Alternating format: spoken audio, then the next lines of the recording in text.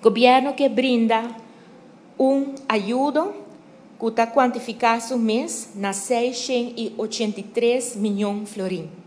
E essa aqui está disponível para por esse alívio temporário na ONU. Todos não que está perdendo trabalho a causa da crise econômica que está vindo agora aqui não, dor de Covid-19, e esse não que o salário que está guardo rebaixar a base de lo qual nós está passando dentro. Essa aqui está o qual está manhã bisa fase, desde o qual o ministro Glembert, colega Glembert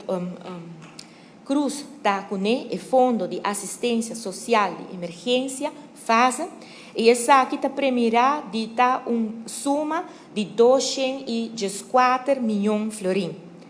Banda de essa aqui, governo que brinda negócio chiquito e mediano e o de lomba, de lo qual está a economia na país Aruba, caminha com o negócio não aqui, ora que não conta com menos de 50 trabalhadores, governo que põe disponível 40 milhões, vacina por ajuda e negócio não aqui não. E dentro, senhor presidente, está conta também com essas payers não que está hincado em parte, não, perdão, dentro promessa essas payers não está hincadas, esse não que está trabalhando no mês, que está perde trabalho, zelfstandige não está hincado em parte de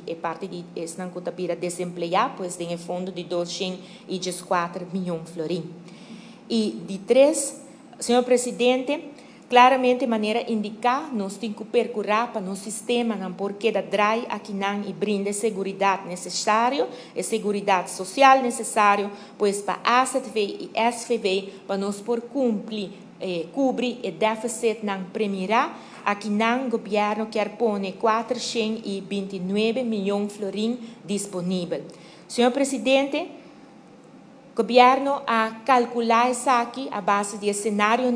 que nós raia, senhor presidente, de conhecimento de economia de nosso país, mas mais que claro, isso aqui está fundo que o governo de Aruba não tem no momento não aqui e pensei nós ter presupuesto para assinar hora e não a apoderação do Parlamento de Aruba para nós por actuar ropilige para nós por raia fundo aqui não parte de qual nós quer buscar riba mercado internacional para so dessa aqui também está roupa importante dentro situação caminha que nós está caminha com 80%